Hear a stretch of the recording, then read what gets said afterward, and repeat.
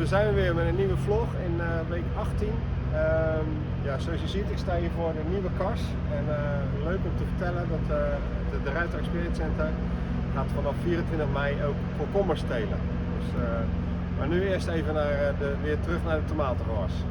Oké, nu terug in de kars, netjes omgekleed. En ik sta hier bij Merlies in de onbelichte teelt. En wat we hier zien is ja, een gewas wat de afgelopen week behoorlijk is uitgezwaard.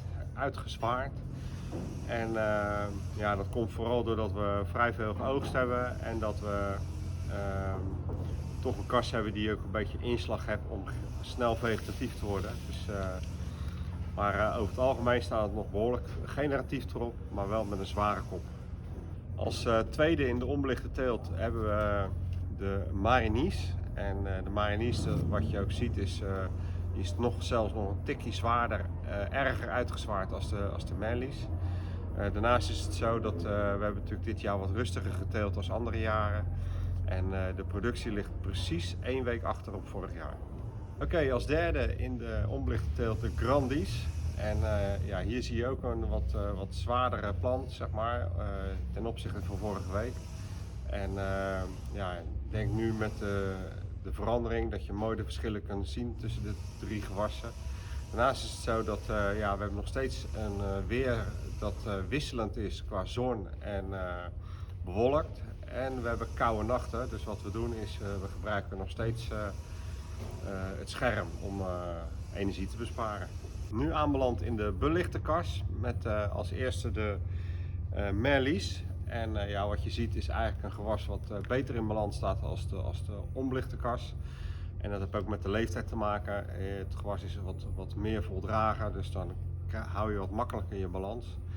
Een andere uitdaging hier is vooral de witte vlieg en de toename ervan. Oké, als tweede in de belichte kast is de Marinies. En ja, ook hier zie je een gewas staan wat netjes in balans staat, wat krachtig staat te groeien. Waar de producties op het moment op een echt goed niveau zitten. Maar ook hier, de witte vlieg blijft een zorgkindje. We hebben er echt alles aan gedaan. Makrelove extra ingezet, makrelove bijgevoerd, erythroseer is ingezet. Deze week zijn er zelfs tot 90 sluipwespen per vierkante meter ingegaan. Maar ja, het blijft spannend, want chemisch is er eigenlijk geen echte oplossing. Als laatste de Grandies, de beauty queen van de 3 rassen die we iedere week filmen. Ook hier een gewas wat in balans staat. Daarnaast is het zo van, er kwam een vraag van welke onderstam gebruiken jullie en waarom? Nou, we gebruiken bij de grof tros gebruiken we de onderstam Maxifor, omdat die eigenlijk het hele jaar door mooie gezonde wortels geeft en wat extra power in de plant.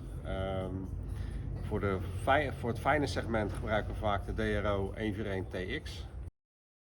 Nou, als afsluiting wil ik nog een paar mensen erbij betrekken, want ja, zoals jullie weten doe ik het werk hier niet alleen. En onder andere de bladsnijders, de oogsters en de snoeiers zijn ook de mensen die hier iedere dag een bijdrage leveren voor een mooi product. Nou, tot zover de vlog en ik hoop jullie volgende week weer te zien. Tot volgende week!